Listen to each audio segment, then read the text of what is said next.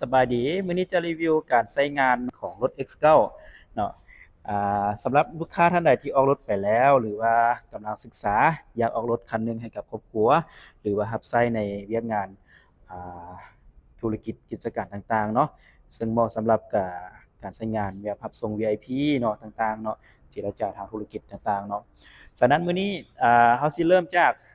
การใช้งานกระแจเนาะที่จริงมันมีหลายภาคเนาะภาคส่วนภายนอกภายในเนาะ อันนี้เวลาส่งมอบรถแท้ๆหั่นเซลล์เขาอาจจะได้แนะนำในบางส่วนเนาะแต่ว่าบางส่วนเขาก็บ่ได้แนะนำละเอียดเนื่องจากเวลาค่อนข้างจำกัดเนาะฉะนั้นเราก็เลยถือโอกาสนี้สร้างเป็นวิดีโอขึ้นมาเพื่อให้ลูกค้าที่เอารถไปแล้วหรือว่ากำลังสนใจได้มีเวลาศึกษาอยู่บ้านอยู่ช่องเนาะโดยโอเคจากฟังก์ชันกระแจเนาะกระแจจะเป็นรูปลักษณะเดียวกับรูปรถเลยเนาะแบบนี้เนาะพกพาง่าย ในฟังก์ชันของกระแจนี้เราเฮ็ดหยังได้แด่เนาะอันที่1ก็คือล็อกรถเนาะโอเคแล้วก็ปลดล็อกรถเนาะอันนี้คือพื้นฐานเนาะกระแจตัวนี้มีระบบ Walk Away Auto Lock เนาะถ้าเราจับกระแจออกห่างตัวรถรถจะล็อกเองเนาะฉะนั้นในบางครั้งถ้าเราเอากระแจออกไปแล้วมีคนนั่งอยู่ในรถถ้าตำแหน่งคนขับบ่อยู่มันจะล็อกเนาะฉะนั้นล่ะให้วางกระแจไว้ในรถหรือว่าถ้าจะจับไปนำต้องได้ปิดโหมด Walk Away Auto Lock เนาะเดี๋ยวจะพาไปเบิ่งทางในเนาะว่าปิดจั่งใดเนาะอ่าและฟังก์ชันต่อมาคือการเปิดประตูสไลด์ทางข้างนี้โดยรีโมตเนาะโดยกด2ครั้งเด้อตึกๆจังซี่นะระบุประตูจะเปิดออกเนาะโดยอีกข้างหนึงก็คือกันเนาะนี่โอเคเปิดออกแล้ว2ข้างเนาะนี่แล้วก็มีฝาท้ายเนาะเปิดฝาท้ายก็เปิด2ครั้งคือกันเนาะกด2ครั้งเนาะฝาท้ายก็ขึ้นมาแบบนี้เนาะโอเคความสูงของฝาท้ายสามารถเซตได้เนาะถ้าว่าสถานที่ท่านมีความจำกัดเรื่องความสูงเนาะก็อ่าตั้งเซตไปได้ตั้งแต่60%เนาะ60%จะอยู่ระหว่างนี้เนาะ60%ไปฮอด100%เนาะอันนี้เราเซตที่หน้าจอได้เดี๋ยวจะบอกรายละเอียดในขั้นตอนที่ใส่หน้าจอเนาะ โอเคแล้วตัวต่อมาเนาะก็สิเป็นเรื่องของการเปิดฝาที่ชาร์จเนาะโอเคแต่ว่าก่อนสิเปิดฝาที่ชาร์จอันนี้เนาะชาร์จนี่เนาะต้องปิดประตูนี้เข้าก่อนเนาะกด2ครั้งเลยโอเคเลยแล้วก็กดตัวนี้2ครั้งเนาะมันก็จะออกมาแบบนี้เนาะจะเป็น2แบบเนาะอันนี้เป็น AC ซากไฟบ้านได้เนาะส่วนหลายเขาจะเป็น7กิโลวัตต์เนาะ11กิโลวัตต์ก็ได้รองรับได้เด้อซากได้โอเคอ่า ตัวนี้จะเป็น DC เนาะ DC ซากตู้ทั่วไปได้เนาะรายการซากเดี๋ยวจะแนะนำรายละเอียดตื่มเนาะว่าซากตู้จังเฮ็ดจังไดเนาะซากอยู่ไทยเฮ็ดจังไดซากอยู่ลาวเฮ็ดจังไดเนาะอันนี้แม่นเป็นเรื่องของที่ชาร์จเนาะถ้าว่าเราเปิดฝาชาร์จแบบนี้แล้วเราอยากเปิดประตูข้างเดมันสิเปิดได้บ่เนาะเดี๋ยวทดลองให้เบิ่งเลยเนาะมันจะออกแต่ว่ามันสิบ่ไปไกลเนาะมันจะหยุดให้เนาะมันจะบ่ต่ำเด้อโอเคมันมาได้แค่นี้เนาะเออมันมีระบบเซ็นเซอร์เนาะประตูนี้มีระบบกันหนีบเด้อแต่ถ้ามีหลานน้อยมีเด็กน้อยแท้ๆเนาะเขาจะแนะนำระบบ Baby in Car Mode ให้เนาะจะบ่ให้เขาสามารถกดยินแบบนี้ได้เนาะบางทีอาจจะหนีบเล็กๆน้อยๆแต่ว่าเฮ็ดให้ลูกหลานท่านตกใจก็มีเนาะฉะนั้นใช้ระบบป้องกันไว้จะดีกว่าเนาะโอเคไปที่ระบบเมื่อกี้เราได้เกริ่นถึงว่าระบบอันนั้นนี่เนาะ ระบบ Walk Away Auto Lock เนาะวิธีปิดเปิดมันอยู่ไสเนาะเอาไปทีละเรื่องเลยการตั้งค่ามันเริ่มจากหน้าจอหลักจังซี้แล้วเข้ามาที่ปุ่มรูปการตั้งค่าของรถเนาะแล้วเข้าไปที่ประตูในหน้าต่างเนาะโอเคเลื่อนลงมาก็สิมีคำว่านี่ล็อกรถอัตโนมัติเมื่อออกห่างจากตัวรถเนาะโอเคเลยแล้วก็ปิดตัวนี้เราสามารถจับกระแจออกไปห่างรถโดยที่รถบ่ล็อกได้เนาะโอเคแล้วก็สิมีตัวเทิงนี้เนาะตัวเทิงนี้ก็คือปลดล็อกอัตโนมัติเมื่อเราเข้าใกล้ตัวรถเนาะจับกระแจเข้าใกล้รถจะปลดล็อกอัตโนมัติถ้าบ่อยากใช้ฟังก์ชันนี้ก็สามารถปิดได้เนาะอันนี้มันปรับสูงต่ำของท้ายรถเด้อที่บอกว่าตั้งแต่60%ถึง100%เนาะสามารถปรับอยู่นี้ได้เนาะแล้วก็ Auto Easy Loading เนาะตัวนี้แม่นถ้าเราเปิดไว้เนาะเราถึงว่าเราจะตั้งสูงสุดไว้แต่ถ้าเราเปิดตัวนี้ไว้เวลาเราเปิดฝาท้ายเนาะ ท้ายรถจะเตี้ยลงเองเนาะอัตโนมัติเฮ็ดให้เรายกเครื่องของลงง่ายเนาะขึ้นลงง่ายเจ้าโดยอันนี้จะไว้ไปที่90%เนาะก็ได้อันนี้แล้วแต่เลยว่าความสูงของพื้นที่ท่านมีข้อจำกัดแนวใดเนาะและต่อมาจะแนะนำเรื่องของกล้องเนาะกล้องและเซ็นเซอร์ที่ว่าเราใช้งานเพื่อช่วยเหลือการขับขี่ของเราเนาะรถ Expert นี่เป็นรถที่ใหญ่เนาะยาวแต่ว่าด้วยการออกแบบของมันเนาะสามารถขับขี่ได้อย่างลงตัวเนาะระบบปรับสูงต่ำเนาะสามารถปรับสูงต่ำได้ถึง9เซนเนาะขึ้นลงได้9เซนเนาะโดยแล้วก็มีระบบ Adaptive Turning เนาะก็คือหมายถึงว่าในความไวต่ำนี่ล้อมันจะเลี้ยวสลับกันยกตัวอย่างว่าล้อหน้าเลี้ยวซ้ายล้อหลังสิไปขวาเฮ็ดให้รัศมีวงเลี้ยวมันเหลืออยู่ที่ 5.4 เมตรเนาะซ้ำกับรถเก๋งเลยเด้อการเลี้ยวเนาะเลี้ยวยูเทิร์นอยู่บ้านเฮาส่วนหลายก็เที่ยเทิร์นได้หมดเนาะโดยก็ถือว่าเป็นข้อดีเนาะในการขับขี่รถใหญ่โดยแล้วก็นอกจากนั้นยังมีระบบเซ็นเซอร์เนาะเป็น ultrasonic sensor เนาะโดยอันนี้จะให้เบิ่งใกล้ๆเนาะลักษณะของเซ็นเซอร์จะเป็นแบบนี้เนาะมีข้างหลัง6จุดข้างหน้า6จุดเนาะเป็น12จุดจุดเด่นของมันก็คือสามารถแสดงผลเป็นเซนติเมตรเลยเวลาเข้าใกล้หรือว่าเวลาเข้าไปถอยจอดต่างๆแล้วหรือว่าขับขี่เข้าซอยต่างๆแล้วเฮาบ่เปิดกล้องรถจะคำนวณเองถ้าว่าเข้าจุดเสี่ยงเกินไปมันจะเปิดกล้องให้เฮาเองอัตโนมัติเนาะแล้วก็เตือนเป็นเสียงเตือนขึ้นมาบอกเป็นเซนติเมตรเลยหรือว่าเวลาเข้าใกล้ถึงเวลาจะหยุดจำเป็นต้องหยุดมันก็จะขึ้นคำว่า stop เนาะอยู่ที่หน้าจอเลยเนาะอันนี้เป็นข้อดีของ ultrasonic sensor แล้วก็ช่วยเรื่องของการขับขี่อัตโนมัติอีกอย่างต่างๆในอนาคตแนะนำเนาะโดยแล้วเรื่องของกล้องเนาะกล้องก็จะมีทั้งหมด13ตัวเนาะ X9 นี่ถือว่าเป็นรุ่นที่มีกล้องหลายที่สุดเนาะโดยกล้องลักษณะแบบนี้เป็นกล้อง High Definition เนาะ Camera เนาะเป็นกล้องที่ช่วยเหลือเรื่องการขับขี่เนาะโดยส่วนตัวนี้แม่นกล้องที่ว่าเป็นกล้องเป็นสำหรับแว่นเบื้องหลังเนาะแว่นหลังสามารถปรับซูมเข้าซูมออกได้เนาะเวลาเฮาจอทีวีลงมาสิมันสิมีความบดบังแว่นหลังเนาะฉะนั้นเราต้องได้ใช้กล้องแทนเนาะโดยตัวต่อมานี้จะเป็นกล้อง Surround View เนาะกล้องแบบนี้จะมีอยู่4ตัวพร้อมกันเนาะโดยกล้อง High Definition Camera นี่มีอยู่7ตัวเนาะโดยจะให้เบิ่งอยู่ข้างนี้ก็มีเนาะโดยลักษณะกล้องแบบนี้จะเป็นกล้องความละเอียดสูงเนาะโดยแบบนี้โอเคส่วนกล้องแบบนี้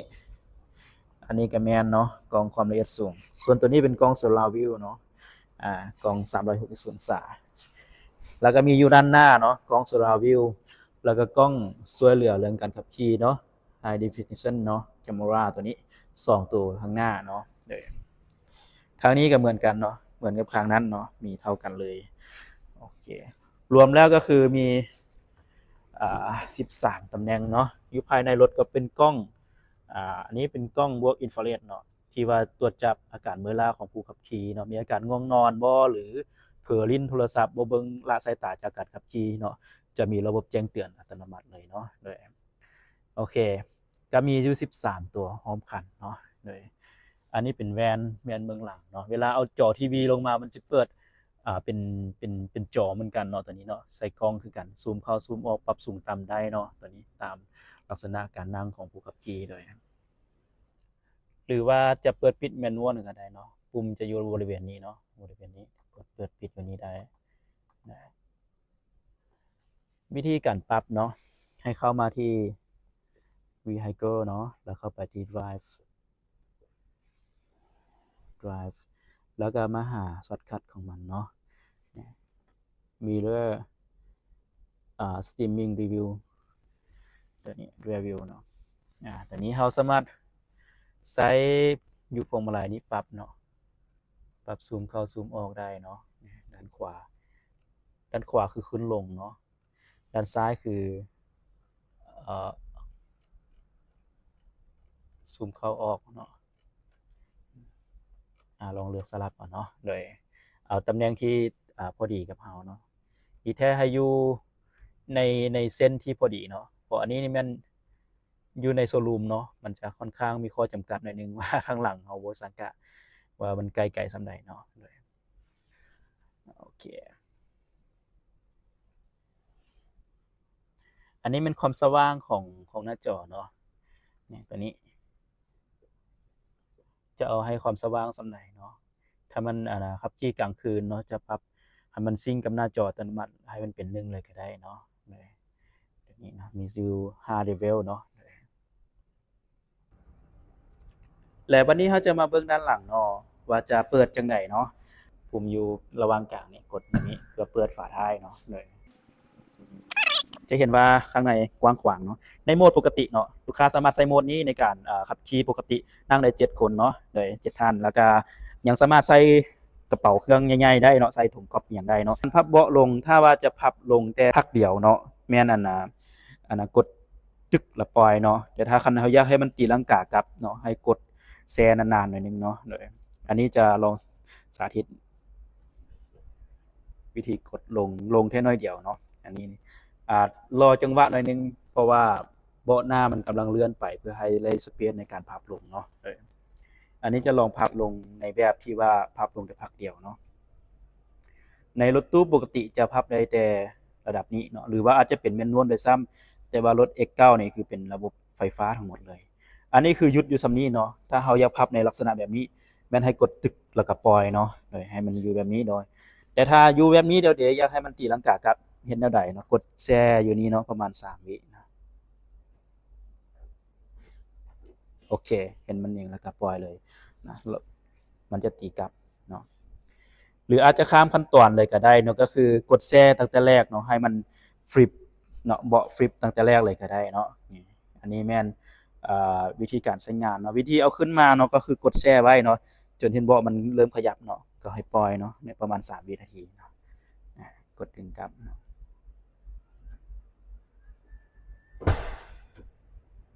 เบาะจะขึ้นมาแบบนี้เนาะ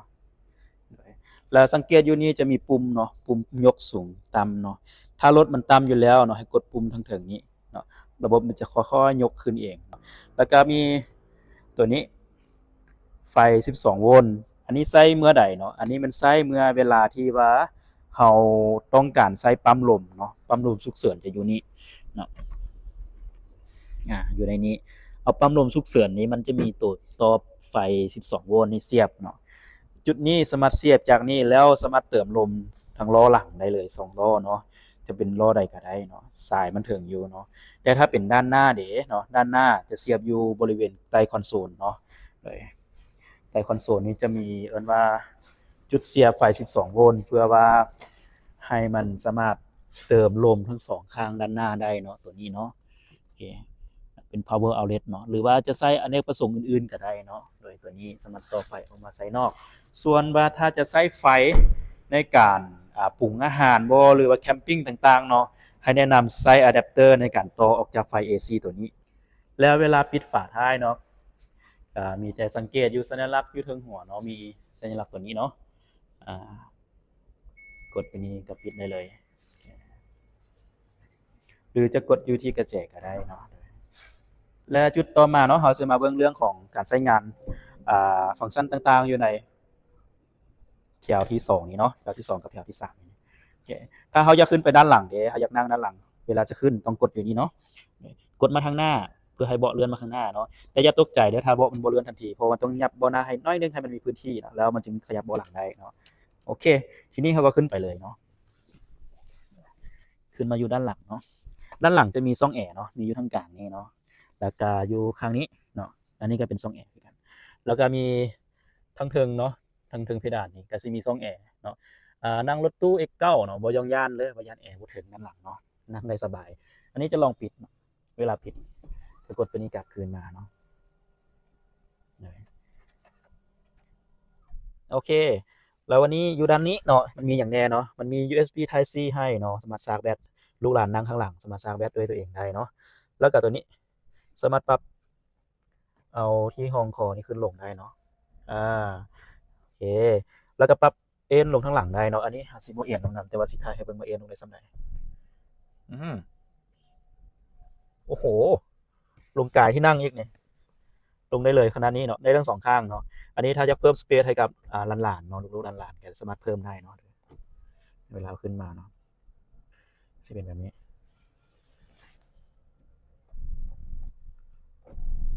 โอเคพอดีเนาะมีลำโพงมีสายชาร์จให้เนาะทางหลังเนาะสบายมีไฟ Ambient Light ให้ เนาะด้านนี้คือกันเนาะด้านนี้ให้เท่ากันเนาะมีที่วางจอกให้นี่สะดวกสบายเนาะแล้วก็สามารถเอิ้นรวมกับ AI ของรถได้เนาะคือว่านี่ฮาวเสี่ยวพี่三排请讲。ลำโพงจะออกมาข้างนี้เนาะมันสิเว้าเป็นภาษาอังกฤษนำรถได้เนาะแต่ว่ามันจะตอบกลับเป็นภาษาจีนเนาะต้องได้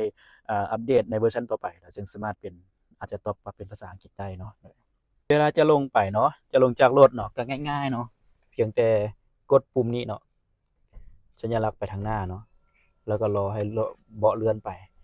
ก็สามารถลงได้สบายเลยโอเคลงได้เลยเนาะต่อไปแม่นเบาะนั่งเนาะของ VIP เนาะ หรือเอิ้นว่า Captain Seat เนาะอันนี้เป็นเบาะ Zero Gravity เลยโอเคเป็น Wireless Charger 2 ข้างเนาะ50 วัตต์ทั้ง 2 เลย แล้วก็มีช่องนี้เนาะเป็นจุดชาร์จ60 วัตต์ทั้ง 2 ข้างเนาะมีที่วางโทรศัพท์หรือว่าจะชาร์จคอมพิวเตอร์แท็บเล็ตที่ใช้ไฟแรงๆได้เลยเนาะจุดนี้เนาะโอเคมีโต๊ะรองให้เนาะเฮ็ดเวียกหรือว่ากินข้าวเนาะทั้ง 2 ข้างเลย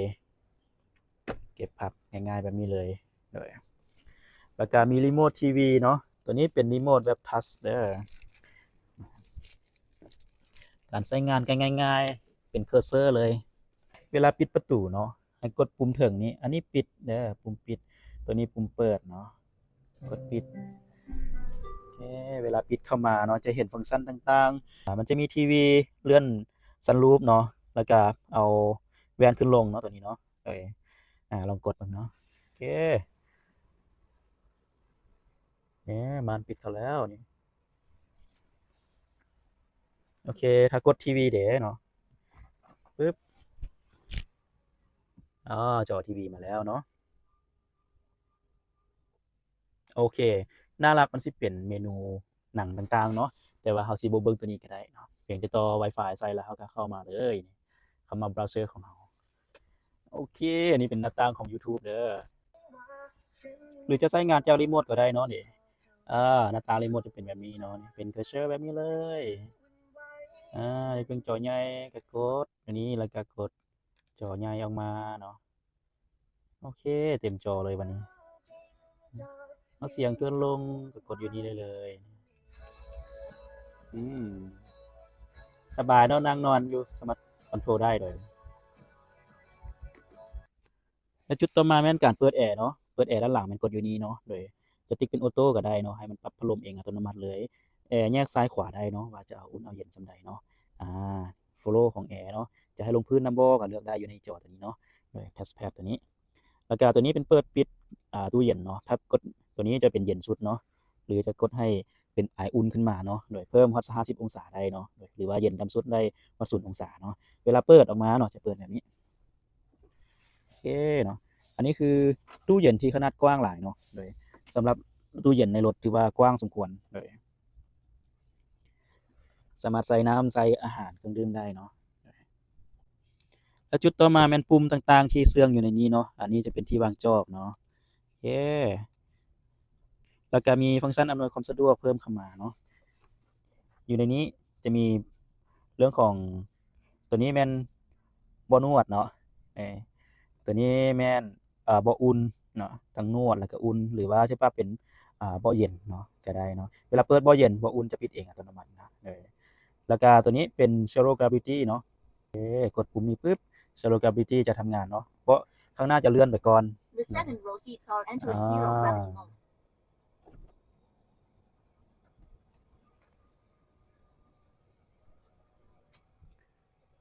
นอนโหมดนี้ถือว่าเป็นโหมดที่สบายที่สุดเลยเนาะสามารถนั่งยาวๆไปเลยแหละ7-8ชั่วโมงสบาย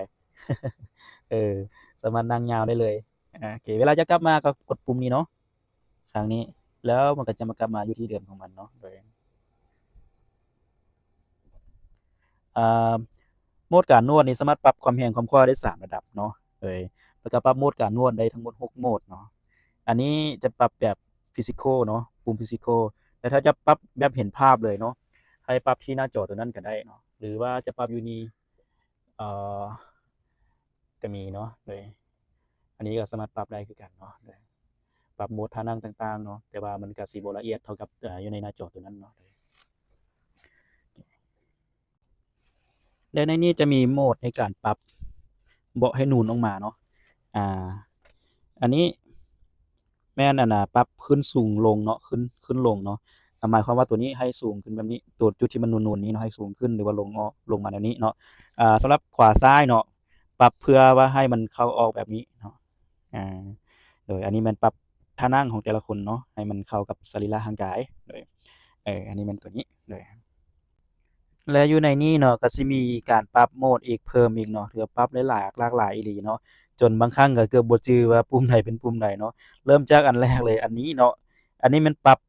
ที่ห้องศีรษะเนาะเวลาปรับตัวนี้เนาะปรับตัวนี้หั้นตัวนี้จะยื่นลงมาเนาะยื่นลงมาเพื่อให้เรางอ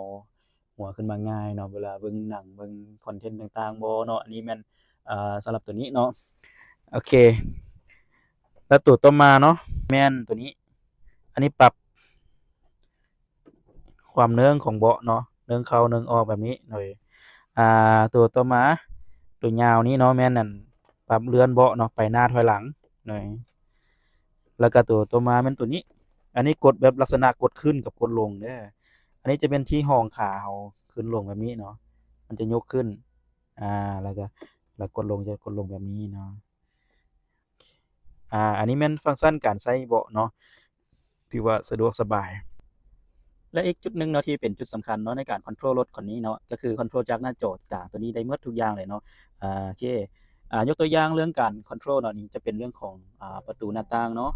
กดคอนโทรลอยู่นี่ได้เลยเนาะโดยจะเป็นเมนูต่างๆนี่เราสามารถเลือกขึ้นมาหรือว่าลบออกได้เนาะเขาเอิ้นว่าตัวนี้เอิ้นว่า Xdock เนาะ Xdock นี่สามารถปรับแต่งรูปแบบการใช้งานตามใจมักเนาะวิธีการก็คือกดจึ้งไว้เนาะถ้าสมมุติว่าอยากเอาตัวเพลงนี้ออกเนาะกดออกได้เลยแล้วก็เอาฟังก์ชันอื่นมาใช้แทนเนาะอย่างเช่นเรื่องของตัวใดที่ใช้เรื่อยๆเนาะอย่างเช่นเราอาจจะใช้เรื่อยๆก็คือเรื่องของ infotainment เนาะเอา Fabric Browser มาใช้ก็ได้เนาะกดจึ้งแล้วลากมาเลยเนาะแบบนี้เลยแล้วก็กดติ๊กอันนึงเนาะเวลาเขาจะเข้าหาหน้าจอ Fabric เนาะสมมุติว่าเราจะเซตไว้เนาะBrowser นี่เข้ามาโอเคอย่างว่าเราอยากตั้งหน้านี้ให้เป็นหน้ารักของเราเนาะในการเข้า YouTube เราก็กดไม้ดาวอยู่นี้เนาะดาวติ๊กอยู่นี้มาเบิ่งเลยว่าหน้าจอตัวนี้ตัวนี้เราสามารถปรับแต่งได้เนาะถ้าอันใดที่บ่เกี่ยวกับเราบ่ค่อยได้ใช้เนาะสามารถกดจึ้งแล้วก็ลบออกได้เนาะนี่หรือว่าอยากเพิ่มรายการเข้าไปเนาะเป็น TikTok บ่สมมุติว่าโอเคเปลี่ยนภาษาเนาะ TikTok กดค้นหาเลยเนาะTikTok login เนาะเราบ่จำเป็นล็อกอินก็ได้เนาะอาจจะเข้ามาเบิ่งคอนเทนต์เนื้อหาทั่วไปอาจจะอนุญาตหรือบ่อนุญาตอะฮะ อันนี้คือคอนเทนต์ TikTok เนาะเราสามารถกดเป็น Favorite ได้เนาะโอเคนี่อันนี้คือหน้าต่าง Favorite ของเราแล้วเบิ่งมามันซิงก์กันแล้วบ่นี่โอเคซิงก์กันแล้วนี่เวลาเราขับขี่รถไปโอ้วันนี้อยากฟังเพลงอยากเข้า YouTube บ่ก็ติดปั๊บเลยเนาะแล้วตัวต่อมาเนาะแม่นฟังก์ชันที่หลายๆท่านสิต้องการเพราะว่ามันเป็นBaby Car Mode เนาะตัวนี้ปกติแล้วมันสิบ่เห็นนี่ขึ้นอยู่ในนี้เนาะตัวอย่างสิลองลบออกไปก่อนเนาะโอเคมันสิบ่เห็นมีแบบนี้เนาะแล้วเราก็สามารถกดจึ้งเนาะเพื่อเลือกหาเนาะนี่เราเลือกขึ้นเลือกลงเนาะส่วนหลายมันจะอยู่ใกล้ๆนี่ Windows Android เนาะติ๊กมาปั๊บใส่นี้โอเคเนาะแล้วฟังก์ชันนี้มันใช้งานง่ายๆเนาะเพียงแต่กดนี้เข้าไปมันจะล็อกได้เลยว่าทั้งหมดเลยบ่เนาะบ่เยี่ยมเนาะเวลาที่เราใช้ตัวนี้บ่สามารถเอาข้างใดลงได้เนาะยกเว้นข้างคนขับยังฝืนลงได้อยู่เนาะ สำหรับข้างอื่นลงบ่ได้เนาะหรือว่าเอ่อประตูซ้ายเนาะประตูขวานี่ล็อกหมดเลยบ่เนาะหรือสิล็อกหน้าจอนำเนาะล็อกเบาะหน้าล็อกตู้เย็นล็อกแอร์ล็อกเบาะ Zero Gravity เนาะ Captain Seat ก็ล็อกไปเลยเบาะหลังก็ล็อกไปเลยเพื่อบ่ให้หลานน้อยมาปรับลิ้นนู่นนั่นนี่นะบางทีเพิ่นยืนอยู่เพิ่นบ่ได้นั่งในเบาะเนาะเซ็นเซอร์บ่จับอาจจะเฮ็ดให้เวลาเขากดเบาะหยังต่างๆมีการหนีบกันเกิดขึ้นเนาะฉะนั้นถ้าว่าเราบ่ได้อยู่ในความดูแลของเราสามารถเปิดฟังก์ชันพวกนี้เพื่อว่าให้ลูกหลานได้นั่งในรถได้ปลอดภัยเนาะหายห่วงเซ็ตเบาะไว้แบบใดก็ให้มันอยู่แบบนั้นเลยเนาะโดยตู้เย็นก็บ่สามารถปรับขึ้นหรือปรับลงได้เนาะอันนี้แอร์ก็บ่สามารถควบ คอนโทรล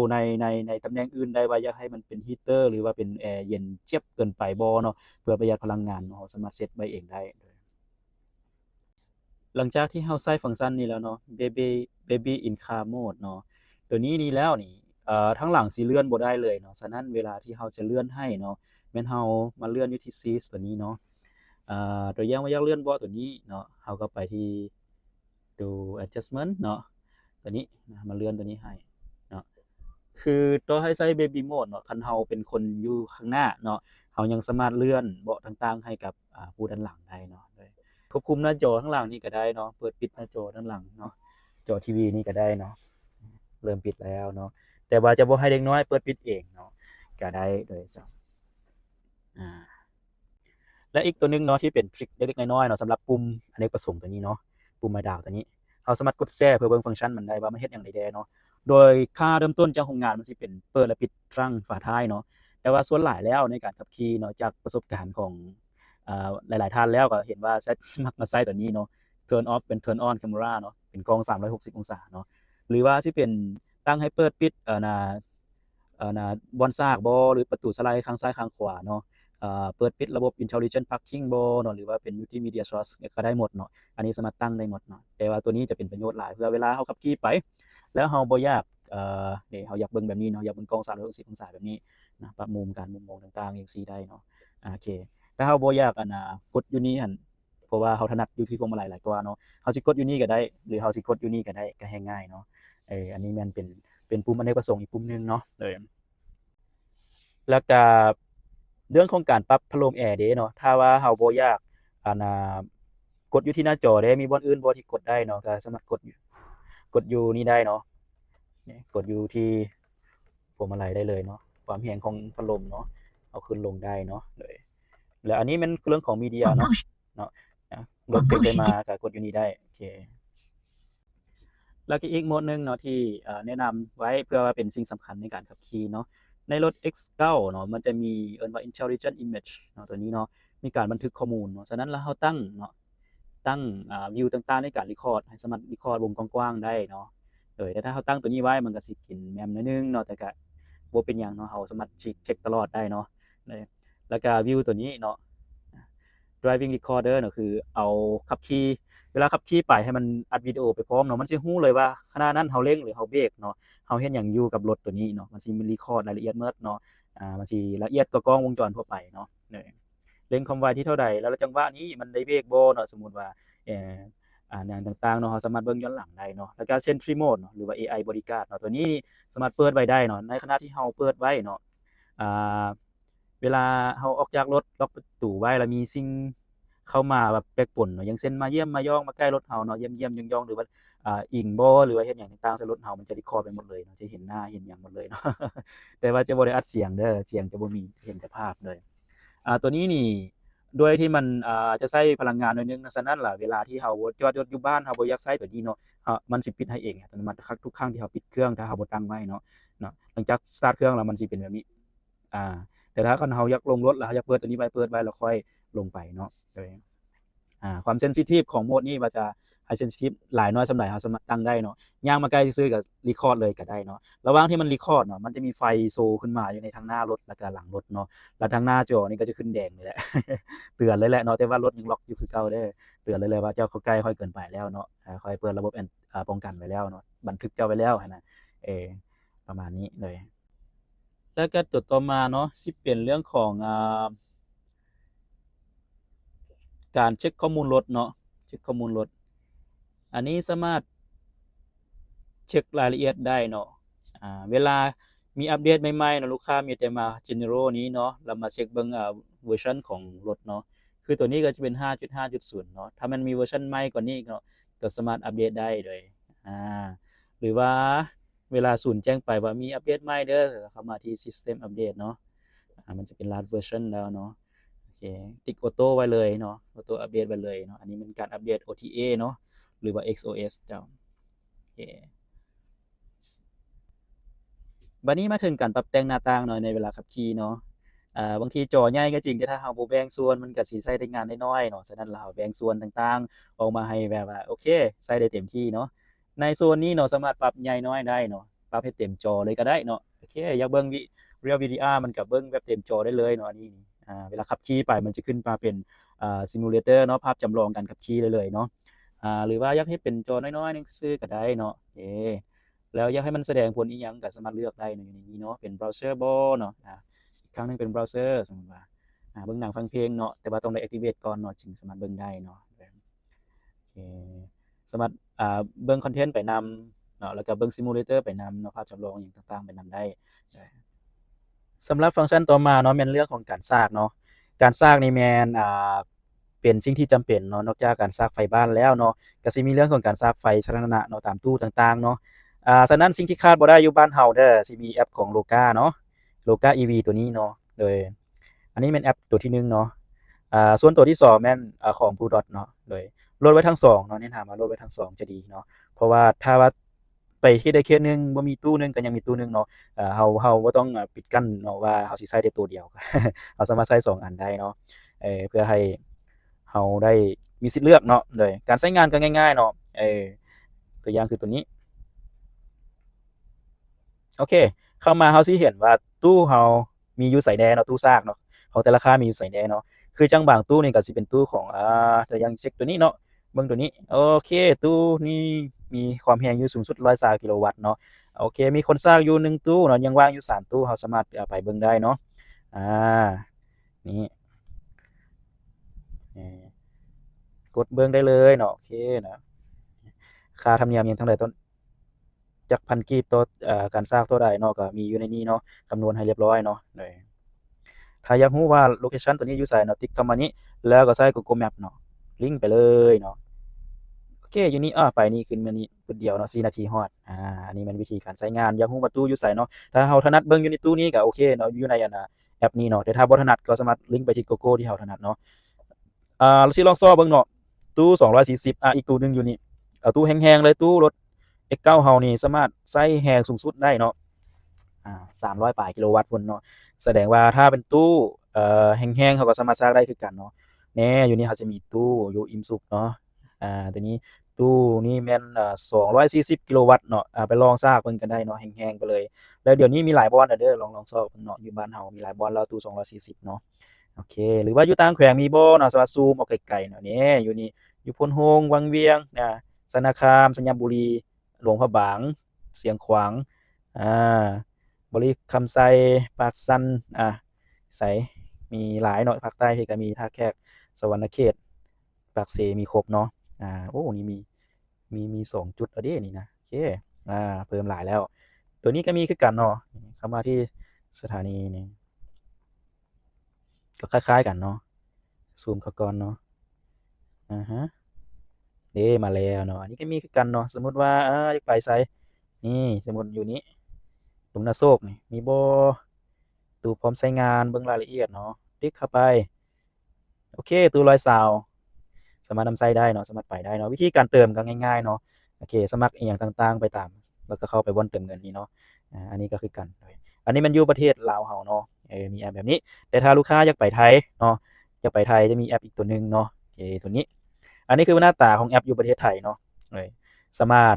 ดาวน์โหลดมาไว้ได้เนาะเรียนสมัครเรียนเอิ้นว่าลองสมัครลองอิหยังต่างๆไว้เนาะแต่ว่าที่แนะนำคือตัวนี้เด้อAlexa เนาะโอเคแล้วก็ตัว EV Station ของปตทนี้เนาะแล้วก็มีของ PA เนาะประมาณนี้ลองสมัครเบิ่งเนาะให้อย่างเรียบร้อยเนาะมีเบอร์โทรของไทยสมัครแล้วก็มีเรื่องของ Mastercard อิหยังต่างๆนี่แหละในการชำระเนาะโอเครายละเอียดเดี๋ยวตัวนี้ลูกค้าท่านใดสนใจเนาะเรามีคำแนะนำให้ฟรีเนาะสามารถโทรปรึกษาหรือเข้ามาหาพวกเราได้เนาะเดี๋ยวแนะนำรายละเอียดให้